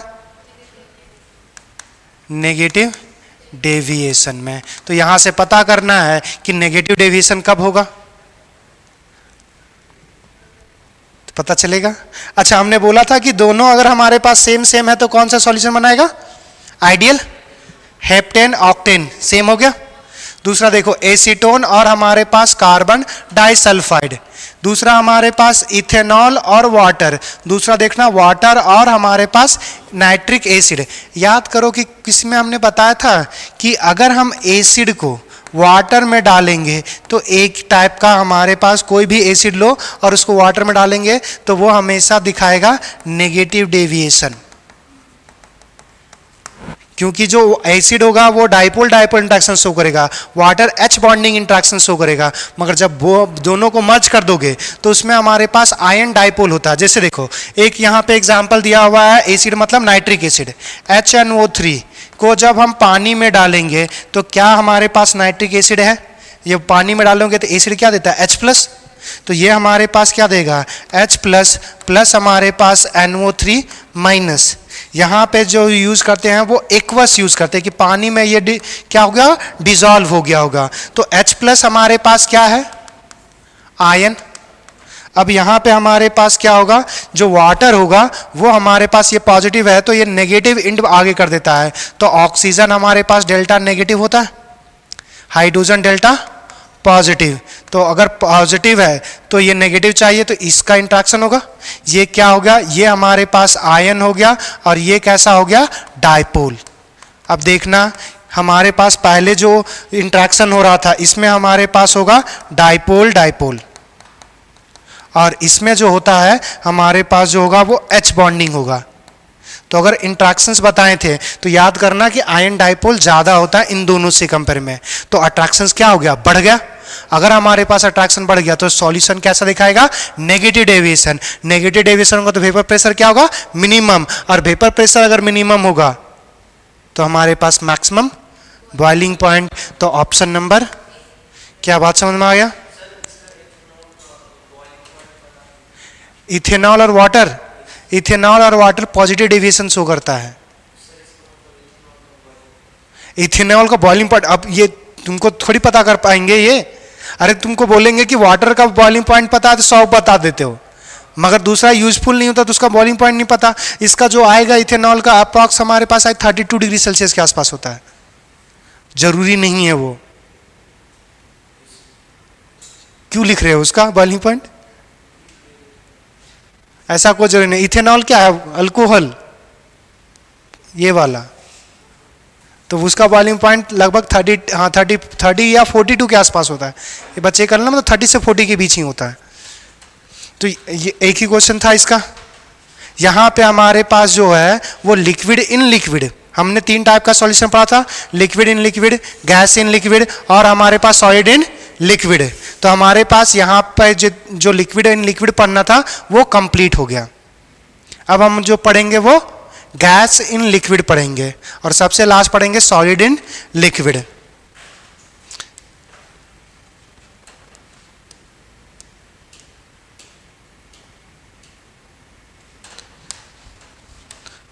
तो अब हमें पढ़ना है गैस इन लिक्विड। ये बहुत छोटा टॉपिक है, शायद आज ही खत्म हो जाएगा जितना हमें लग रहा है। 6 हमारे पास अब समझना कि गैस, अब गैस क्या होगा, सॉल्यूट या सॉल्वेंट। जिसको डिसॉल्व कर रहे हैं वो हमारे पास सॉल्यूट, जिसमें डिसॉल्व हो रहा है वो सॉल्यूशन, सॉरी सॉल्वेंट। तो ये हमारे पास क्या है, गैस, लिक्विड, सॉल्वेंट। तो यहां पे हमारे पास बात करेंगे कि यहां पे जो हमें पढ़ना है वो पढ़ना है कि हमारे पास गैस की सॉल्बिलिटी इन लिक्विड, गैस की सॉल्बिलिटी इन लिक्विड, बस इतना ही चीज पढ़ना है। क्या अब देखो हमारे पास solubility of gas, solubility of gas is depends upon flowing factor। Flowing factor, तो सबसे पहला फैक्टर हम लोग पढ़ेंगे नेचर। नेचर कहने का मतलब है कि अगर हमारे पास कोई गैस को डिसॉल्व करना चाहे किसी लिक्विड में, तो एक टर्म्स यूज अगर सुने होगे तो लाइक डिसॉल्व लाइक सुने हो कभी? जो जैसा होगा उसके इसी के साथ दोस्ती करेगा, हरामी हरामी, जनरली यही होता है ना। ऐसा भी नहीं हो सकता, तो अच्छा भी कर सकता है। अब तुम किस क्राइटेरिया में हो वो अब तुम समझ लो। तो अगर हमारे पास दो लोगों में जैसा अगर सिमिलर नेचर होता है तो सिमिलर नेचर एक दूसरे के साथ इजीली हमारे पास डिसॉल्व होता है। जैसे अगर हम बात कर रहे हैं कि पानी में जब हम डालेंगे ऑयल तो उसमें डिसॉल्व नहीं होता। रीजन क्या है कि वो दोनों अलग अलग नेचर का है। तो जैसे गैस को अगर हम डिसॉल्व कर रहे हैं वाटर में, तो गैस को अगर जब हम डिसॉल्व करेंगे तो वो हमारे पास वो उसके नेचर पे डिपेंड करेगा कि गैस हमारे पास कैसा है और लिक्विड भी कैसा है। तो ये दोनों के नेचर पे हमारे पास डिपेंड करता है। तो सबसे पहला हमारे पास नेचर, तो नेचर हमारे पास यहां से सीधा एक छोटा सा पॉइंट निकला। अच्छा, इसमें क्या होता है? पोलर में डिसॉल्व होता है, नॉन पोलर में डिसॉल्व होता है। अच्छा, ये पोलर नॉन पोलर पहले भी बता चुके हैं टाइप ऑफ इंट्रैक्शन में। पोलर जो होगा वो कैसा होता है? डाइपोल होता है, जिससे पॉजिटिव और नेगेटिव होगा, या ओवरऑल डाइपोल मोमेंट जीरो, जिसका नाम वो डाइपोल, हमारे पास डाइपोल हो गया, मतलब वो पोलर हो गया। अगर जिसका ओवरऑल डाइपोल मोमेंट जो होगा वो जीरो हो जाएगा, वो नॉन पोलर होता है। क्लियर? तो यहां पे हमारे पास नेचर पे डिपेंड करेगा कि हमारे पास नेचर कैसा है सॉल्यूट का और सॉल्वेंट का। तो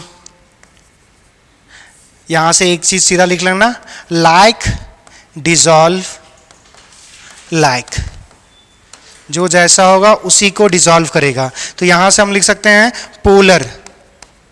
polar gas dissolve in polar solvent. और दूसरा पॉइंट हमारे पास non polar gas dissolve in non polar solvent.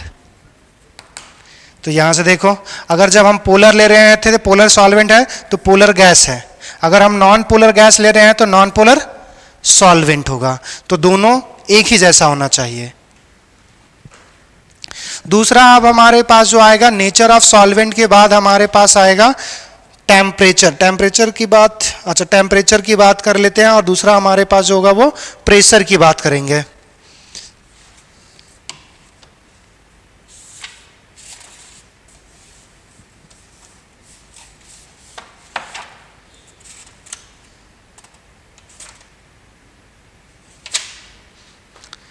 जल्दी करें।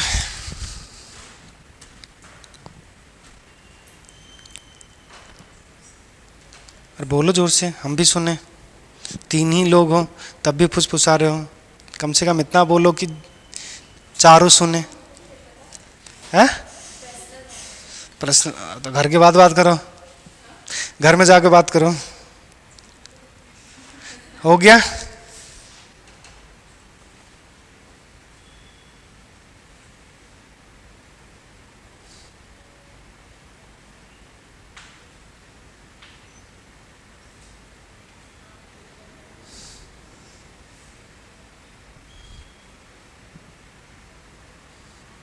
हम भी सोच रहे हैं हम भी कैसे जाएंगे घर, बारिश तो हो रहा है। और आज डे कौन सा है? ट्यूसडे। 7 10। जितना जल्दी लिखोगे उतना जल्दी ख़त्म करेंगे। हो गया? हाँ बस। नेक्स्ट हमारे पास पहला फैक्टर हो गया। दूसरा फैक्टर हमारे पास समझना प्रेशर। प्रेशर। कोल्ड ड्रिंक तो सब पिए हो, ऐसा तो नहीं है कोल्ड ड्रिंक कभी जिंदगी में देखे नहीं है। ये क्या कर रहा है? Thums Up. और ढक्कन खोल रहा था। हाँ खुल गया। अच्छा प्रेशर ऐसे दिखा रहा है, ऐसे कौन प्रेशर करता रे? हाँ ऐसी ढक्कन खोला उससे प्रेशर निकला। वाह वाह क्या इमेजिन करते तुम लोग। देखो यहाँ से समझा कोल्ड ड्रिंक। हाँ चल हो गया, बहुत हो गया। अब कोल्ड ड्रिंक जब पीते हो तो ढक्कन जब खोलते हो तो प्रेशर रिलीज होता है। अब यहाँ से समझना कि जितना कम टेम्परेचर पे हम खोले जी, आप जितना ज़्यादा अब हमारे पास जो गैस उसमें डिजॉल्व क्या होता है? Carbon dioxide. इसलिए लिखा होता है कहीं पे, अगर गौर से देखो छोटे छोटे अक्षर में लिखा था, कोई हमारे पास फ्रूट ड्रिंक नहीं होता, वो कार्बोनेटेड ड्रिंक होता है। कार्बोनेटेड का मतलब कार्बन डाइऑक्साइड को जब पानी में डालेंगे तो कार्बोनिक एसिड बनता है, तो जो इसीलिए लिख देते कार्बोनेटेड ड्रिंक। या तो सीधा समझो कि पानी में कार्बन डाइऑक्साइड डाला हुआ है और कुछ नहीं, तो उसी के कारण जो फिज होता है वो जनरेट होता है। तो अब यहाँ से समझना कि प्रेशर का रोल क्या होता है, कि जितना ज़्यादा प्रेशर होगा, जितना ज़्यादा प्रेशर होगा उतना ज़्यादा CO2 डिजॉल्व होगा। कम प्रेशर अगर होगा तो कम डिजॉल्व होगा। सीधा सिंपली देखो, अगर हमारे पास कभी कभी देखो छोटा टंकी, तुम लोग घर में रहते हो हॉस्टल में रहते हो? हॉस्टल में। अगर हॉस्टल, हाँ घर में रहते हो छोड़ो, हॉस्टल में जो रहते हैं, जो कोई खुद से खाना बनाता है, हाँ खुद से खाना बनाते हैं, तो बड़ा टंकी है छोटा टंकी है? गैस टंकी है, हाँ सिलेंडर बड़ा है। तो अगर छोटा होता तो जनरली क्या करते हो कि जहाँ पे कहीं पे जो गैस टंकी भरता है उससे हम बड़ी टंकी से छोटी टंकी में ट्रांसफर करते हैं। वो क्या हुआ? हाइयर प्रेशर से लोअर प्रेशर मूव करता है। तो सेम चीज़ क्या करते हैं, गैस को डिजॉल्व करने के लिए जितना ज़्यादा हाई प्रेशर पे रखेंगे उतना ज़्यादा हमारे पास होगा उसमें कार्बन डाइऑक्साइड डिजॉल्व होगा, या गैस उतना ज़्यादा डिजॉल्व होगा। कम प्रेशर रखोगे तो कम डिजॉल्व होगा। इतनी छोटी सी बात है। तो अगर हाई प्रेशर तो सॉल्बिलिटी गैस की ज़्यादा, अगर लो प्रेशर है तो कम। बस इतना ही छोटा सा बात पढ़ना था। Higher the pressure, higher the pressure, pressure higher the pressure, higher the solubility, higher the solubility, solubility of gas. आप इसी चीज को उल्टा कर सकते हैं, lower the pressure, lower the solubility of gas in liquid.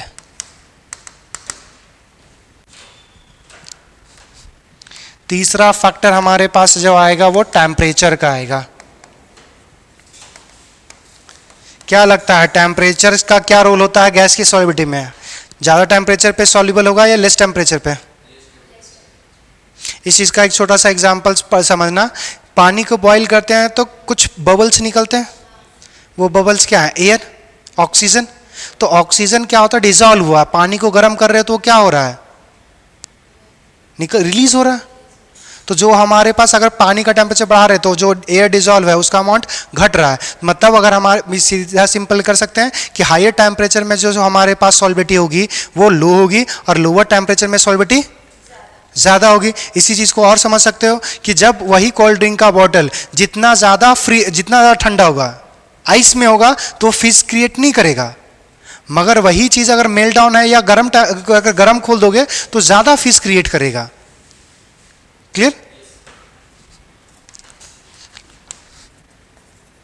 तो ऐसा लिख सकते हैं, solubility of gas, solubility of gas is inversely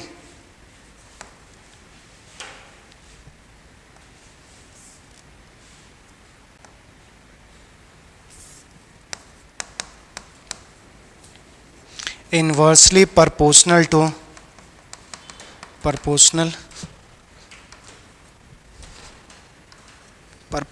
to temperature. तो ऐसा लिख सकते हैं, solubility inversely proportional to temperature. Short कितने पॉइंट्स हो गए? 3। कोई एक और छूट गया क्या? हमारे पास बात कर चुके हैं टेम्परेचर, नेचर की बात कर चुके हैं, टेम्परेचर, प्रेशर। अब नेक्स्ट हमें जो पढ़ना है वो हेनरीज लॉ पढ़ना है।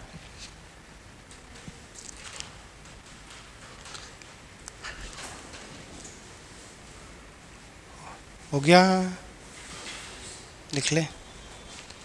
नेक्स्ट अब हमारे पास है Henry law.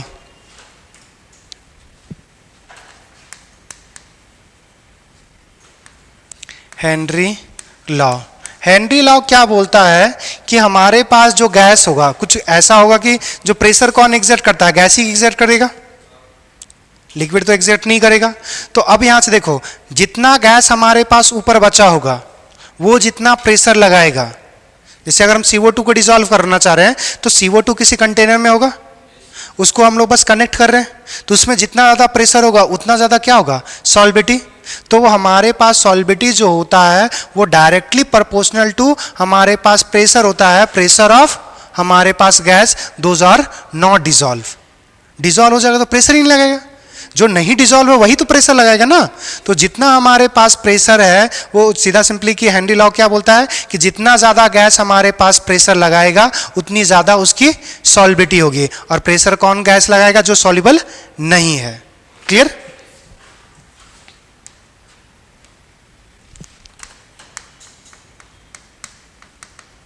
According to this law,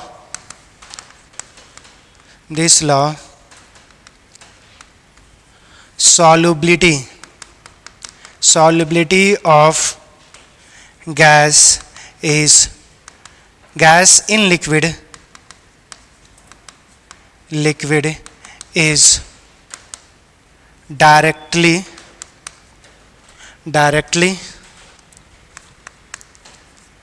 proportional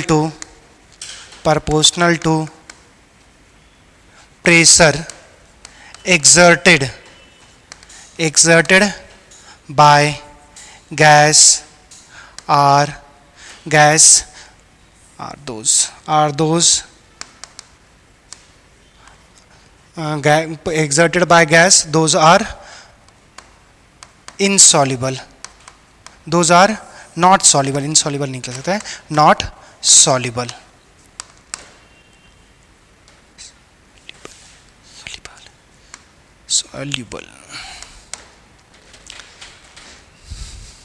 clear? दूसरा ये भी बोल सकते हैं कि जितना ज़्यादा प्रेशर होगा उतना ज़्यादा सॉल्बिटी होगा। अब वो प्रेशर कोई भी लगाए उससे कोई प्रॉब्लम। तो इसी चीज़ को हम लोग एक और लिख सकते हैं,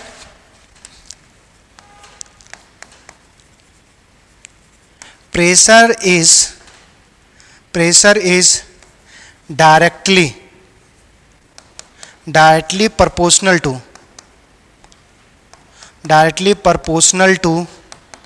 mole fraction of gas that dissolve in liquid। इतना छोटा सा कि हमारे पास क्या है कि प्रेशर जो होगा वो डायरेक्टली प्रोपोर्शनल होगा मोल fraction of gas that dissolve in liquid. तो जितना ज़्यादा प्रेशर लगाएंगे उतना ज़्यादा गैस हमारे पास क्या होगा, डिसॉल्व होगा। उसी अमाउंट को किससे दिखा रहे हैं, मोल फ्रैक्शन से। क्लियर? तो हम यहाँ से लिख सकते हैं कि जो प्रेशर होगा वो हमारे पास डायरेक्टली प्रोपोर्शनल टू हमारे पास क्या होगा, मोल फ्रैक्शन ऑफ गैस को कंसिडर करें A। क्लियर? तो अगर हमारे पास प्रोपोर्शनैलिटी का साइन हटाएंगे तो क्या आता है, कांस्टेंट। तो यहां पे प्रोपोर्शनैलिटी का साइन हटाएंगे तो कांस्टेंट आएगा, और उस कांस्टेंट को बोलेंगे KH into mole fractions of. अगर यहां पे मान के चलोगे तो प्रेशर ऑफ A मान सकते हो कि pressure of A is directly proportional to mole fractions of A। अब ये जो KH है इसको बोलते हैं हेनरी कांस्टेंट। तो वेयर PA क्या है हमारे पास, partial pressure of gas A। हमारे पास XA क्या है, mole fraction of gas A in liquid. और हमारे पास KH क्या है, हेनरी कांस्टेंट। लिख लीजिए।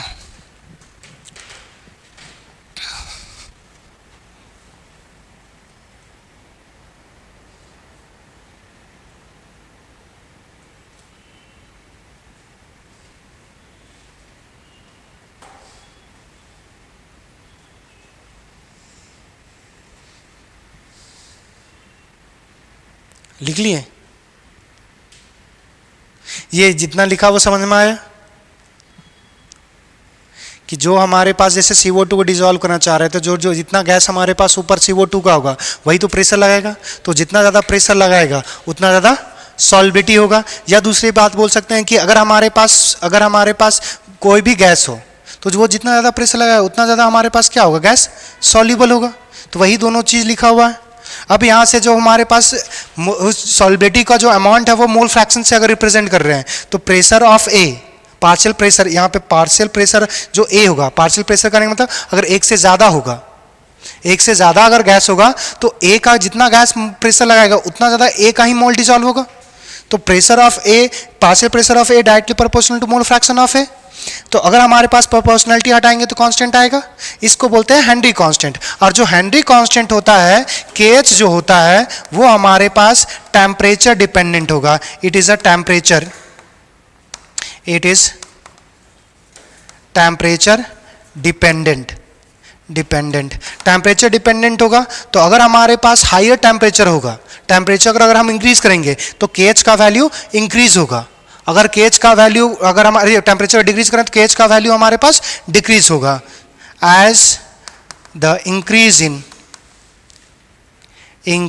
इन temperature KH will increases and as well as temperature decreases KH will decreases। इस चीज को समझेंगे। अच्छा ये लिख लोगे? लिखोगे? अच्छा लिखो।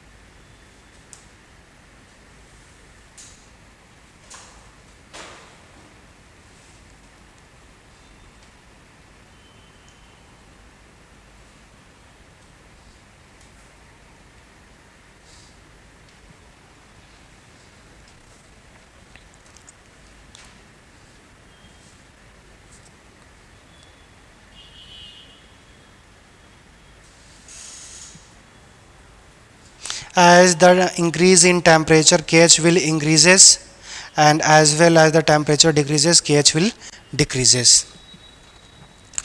यहाँ से इस चीज़ को समझना थोड़ा सा। अगर हम यहाँ से P इज इक्वल्स टू क्या लिख सकते हैं, KH into mole fraction of A। अब मान के चलो कि अगर हम दो टेम्परेचर की बात करेंगे, एक हमारे पास टेम्परेचर जो ले रहे हैं वो T1 ले रहे हैं और एक टेम्परेचर हमारे पास T2 ले रहे हैं। तो अगर हमारे पास प्रेशर जो रख रहे हैं वो कांस्टेंट रख रहे हैं, P जो होगा हमारे पास, P क्या है, कांस्टेंट है। तो P अगर कांस्टेंट है तो कुछ वैल्यू एक बोलो, 1 2 3 कुछ बोलो।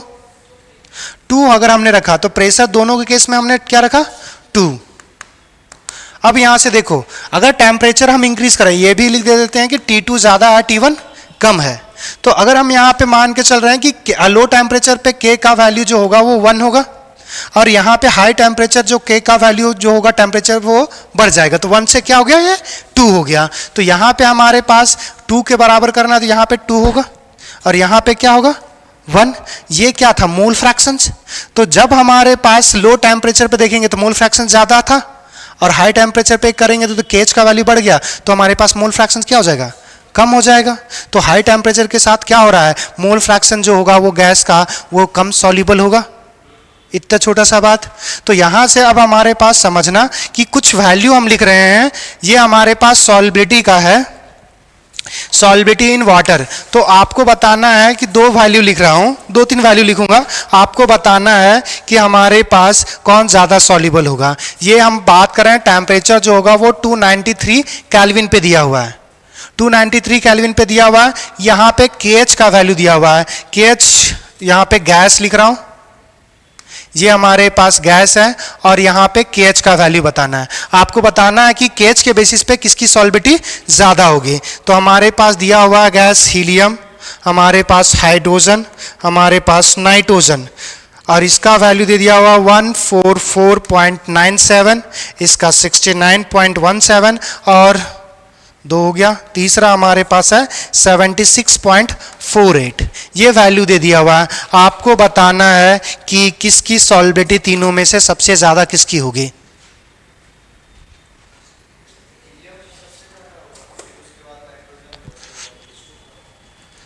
सबसे ज़्यादा किसका होगा?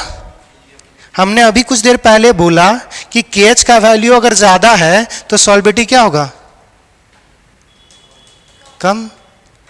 KH जितना कम होगा उतना हमारे पास ज़्यादा होगा ना। तो एक चीज़ यहां से समझ लेना, ये साइड में ही लिख लो कि अगर higher the value of KH,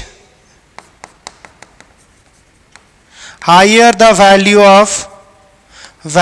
of KH, lower its solubility, lower its solubility.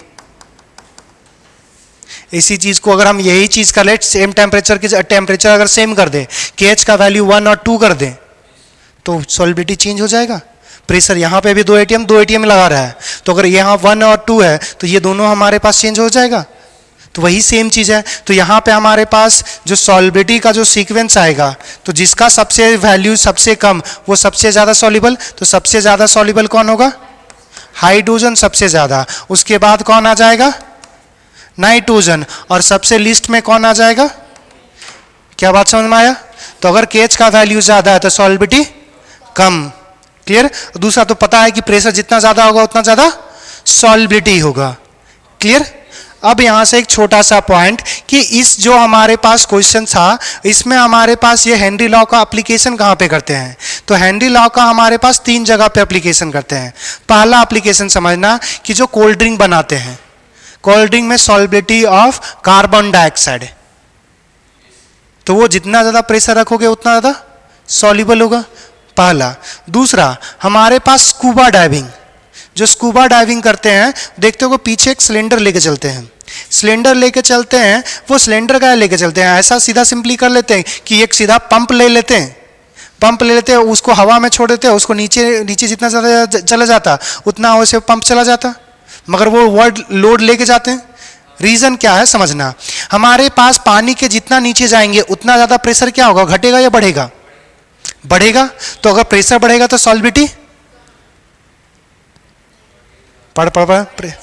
जितना ज्यादा प्रेशर होगा उतना ज्यादा हमारे पास सॉल्युबिलिटी भी ज्यादा होगा। तो जब आदमी जितना ज्यादा नीचे जाएगा उतना ज्यादा उसके ब्लड में है, सो हमारे पास एयर में जब हम बात करते हैं, एयर में हमारे पास O2, N2 और रेस्ट ऑफ गैस होता है, जिसमें O2 कितना होता है हमारे पास? 21 या 20%। तो अगर हम 20% अगर कंसिडर करते हैं, ये कितना होता है? 78%। तो अब जितना हमारे पास नाइट्रोजन का अमाउंट क्या होगा? ज्यादा। तो एयर में और नाइट्रोजन का अमाउंट ज्यादा है, तो जितना नीचे चले जाएंगे उतना हमारे पास जो सेल में होगा उतना ज्यादा नाइट्रोजन डिसॉल्व होगा। अब मान के चलो कि वो जो स्कूबा डाइवर था वो पानी से नीचे से ऊपर आएगा, तो प्रेशर क्या होगा? कम होगा। प्रेशर जैसे कम होगा तो सॉल्युबिलिटी कम होगा। तो जो सॉल्युबिलिटी कम होगा तो जो नाइट्रोजन गैस उसके बॉडी में डिसॉल्व हुआ है वो नाइट्रोजन गैस क्या लीक करना शुरू करेगा, और लीक करने से पता है क्या होता है? Internal bleeding. और इंटरनल अगर ब्लीडिंग होगा तो पता चला कि जैसे पानी से नीचे निकला उसके बाद पहले क्या होगा? उसको ऐसो ऑक्सीजन ऐसो उसको ब्रेन तक पहुंचेगा नहीं, क्योंकि ऑक्सीजन का अमाउंट जैसे सॉल्युबिलिटी घटेगा तो ऑक्सीजन और नाइट्रोजन दोनों निकलेगा। नीचे जब था तो नाइट्रोजन और ऑक्सीजन दोनों डिसॉल्व था, और जैसे निकलेगा तो नाइट्रोजन का अमाउंट कम होगा तो उसके ब्रेन पे ऑक्सीजन नहीं पहुंचेगा, उसके सेल में नाइट्रोजन ज़्यादा डिसॉल्व है, वो लीक करना स्टार्ट होगा, तो सेल क्या हो जाएगा? फट जाएगा। सेल जब फट जाएगा तो इंटरनल ब्लीडिंग होगा और उससे क्या हो जाएगा? उसकी मौत हो जाएगी। तो अब वो जो सिलेंडर जो लेके जाता है उसमें जो नाइट्रोजन का अमाउंट हम लोग कर देते हैं कम, ताकि नाइट्रोजन ही रिस्पॉन्सिबल था, इसके जगह पे हम लोग ऐड कर देते हैं हीलियम का अमाउंट बढ़ा देते हैं। तो नाइट्रोजन कम डिसॉल्व होगा तो कम लीकिंग होगा, हीलियम कम डिसॉल्व होता है और कम डिसॉल्व होगा तो रिलीज ही नहीं होगा, सेल में डिसॉल्व ही नहीं हुआ।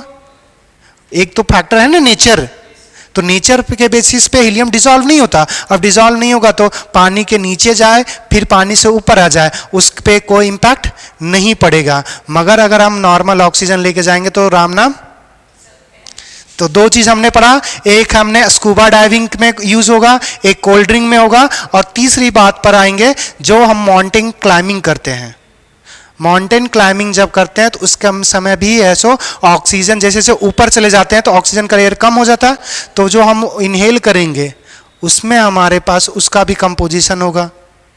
समझ में आया? ताकि कम, अगर कम प्रेशर है तो तुम अगर लेना चाहोगे सांस तो वो ऑक्सीजन कम है तो सॉल्बिलिटी भी कम होगा, तो उसी के हिसाब से हमारे पास बनाएंगे। तो तीन जगह पे मेनली यूज करेंगे, स्कूबा डाइविंग में, दूसरा कोल्ड ड्रिंक के पैकिंग में, और माउंटेन क्लाइंबिंग में। क्लियर? तो हेनरी लॉ का एप्लीकेशन समझ में आ गया? तो वही चीज लिखेंगे उसके बाद खत्म हो जाएगा ये। Henry, application of Henry law, application of Henry law. पहला, सबसे पहला पैकिंग ऑफ कार्बोनेटेड ड्रिंक। दूसरा हमारे पास होगा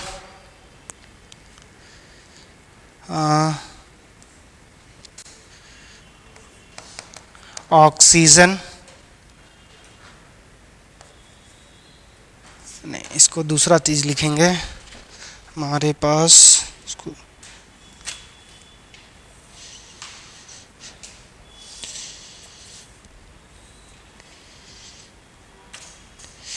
सिम्टम्स भी लिखा हुआ है, सिम्टम्स का भी लिख दे, तुम लोग नीट के हो शायद पूछ ले। दूसरा हमारे पास in mountain climbing, in mountain climbing. अच्छा यहाँ पे समझ लेना, यहाँ पे एक टर्म्स लिख रहे हैं ऑक्सीजन के, ऑक्सीजन जो हमारे पास, ऑक्सीजन के डिफिशियंसी से जो हमारे पास जो डिजीज होगा या सिम्टम्स जो होगा, सिम्टम जो होगा उस सिम्टम का नाम है हमारे पास अनॉक्सिया। और दूसरा, तीसरा जो हमारे पास आएगा स्कूबा डाइविंग में, स्कूबा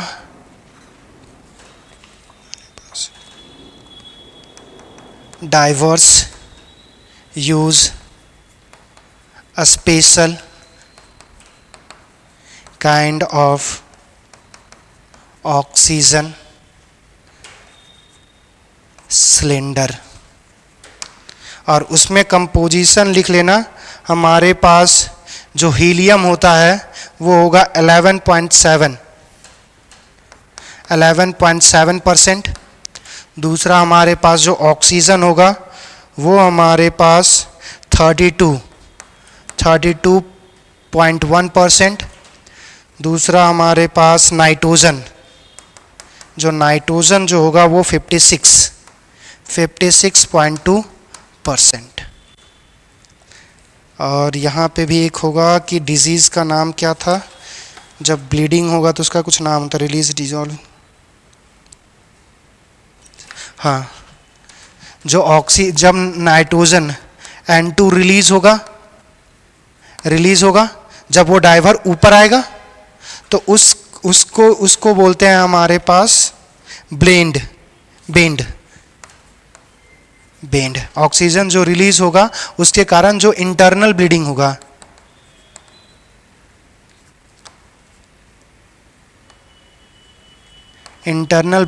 उसको बोलते हैं बेंड्स।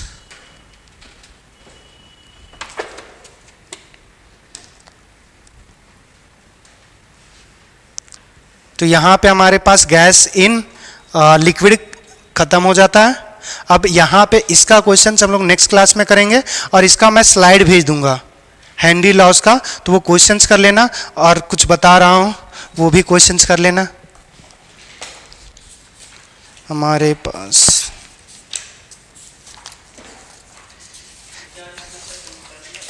इंटरनल ब्लीडिंग,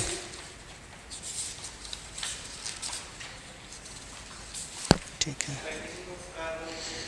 हाँ, पैकेजिंग ऑफ कार्बोनेटेड ड्रिंक। को पेज नंबर लिख लो, पेज नंबर 35 का 38 से 41,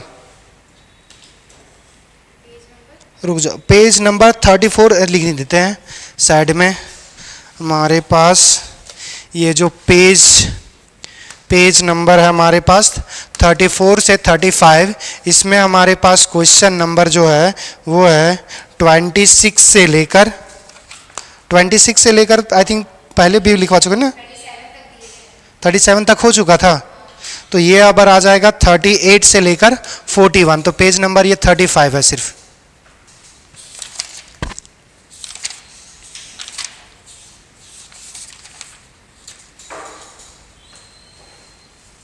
नेक्स्ट हमारे पास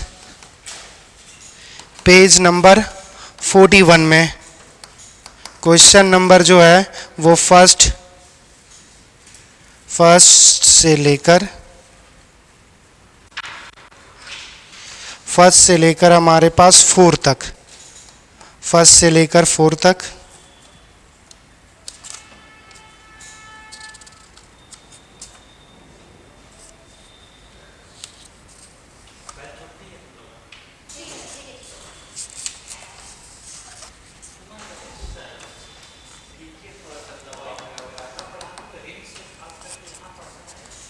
page number 42 questions number page number 45 question number 42 easily बन जाएगा, एक ही क्वेश्चन है।